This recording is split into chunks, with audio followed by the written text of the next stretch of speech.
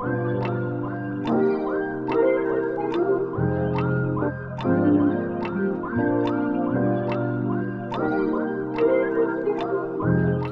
is going on, South by East fans and fam? Welcome to the South by East podcast, where we talk about the culture, the scriptures, and everything in between. I'm Brail, and I'm back this week. Jonathan is out this week, but we have a really interesting topic. You know, in our last discussion, Jonathan and I actually disagreed. We came to different places and a conclusion, and this is an opportunity for us to see where that has happened in public media. I'll be reading from an article from CBS News about a disagreement that JD Vance, Vice President JD Vance, has with a family member, and it is an interesting one. Let's check this out.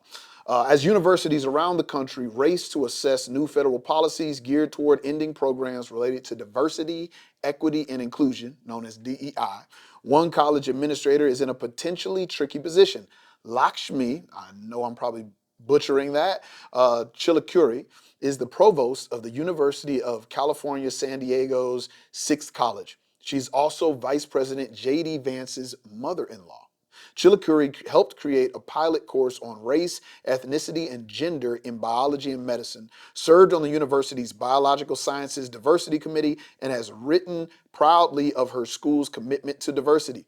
The university features its diversity efforts prominently on its website, and a letter from Chilakuri to incoming students emphasizes the school's steadfast adherence to principles that drive equity, inclusion, and embrace diversity.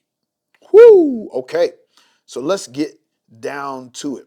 So, a crackdown on what President Trump and Vance call wokeness has been a hallmark of their administration's first weeks. Widespread setbacks of DEI programs in academia, government, and across corporations have marked some of the administration's earliest marquee victories. Vance said in a statement, "I don't like DEI, and I'm proud of what our administration has done on that front." He goes on to say, "But I love my mother-in-law. If she doesn't share my views on DEI, I suppose I'll have to do what 99% of Americans do when confronted with a family member who doesn't always agree with them. Get over it." Vance said, "I'll choose instead to focus on her kindness and the fact that she's an incredible mother and loving grandmother to the most important people in my life." Whoo, boy, fam. Um, I don't think that it would be a surprise to anyone who watches this show to know that I disagree with the Trump administration's stance on DEI. We have spoken about this at length, and it is a nuanced conversation to be had, and I think that we've had it. So I'm not going to rehash some of those points.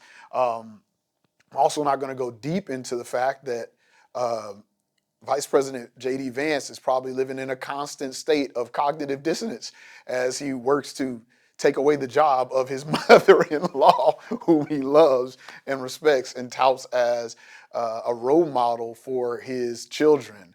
But I am, there's a statement that says that a broken clock is right 2 times a day. I think it's important that we have the ability, if we truly care about people's character and the content of their actions, to be able to judge a statement based on the content of that statement and not necessarily the character who delivered the statement. When I read this article, I was impressed. It is difficult for us to have a conversation, even a conversation about something that we agree with someone that we disagree with. When I read JD Vance's statement, I went, hmm. My immediate response is to go, well, yeah, sure, you could say get over it because you're in power. Or sure, you could say get over it because you're winning right now. Or sure, you could say get over it because what you want to happen is what's happening in public media right now. But the truth is, there are a lot of people in my life that I've disagreed with vehemently, strongly. And yet we could still find ways to come together for the betterment of the people that I love and care about. JD Vance's response here, I'm not a fan of JD Vance in general, but JD Vance's response here demonstrates that he is willing to step outside of the echo chamber and the bubble and realize that there's a whole lot more of life to live outside of this topic or this area. And it makes me wonder if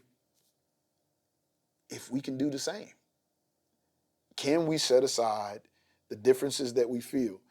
And why do I think this is important? Because I have some friends on both sides of the political aisle who feel really strongly, especially in the church. Man, the topic of the unborn comes up a lot.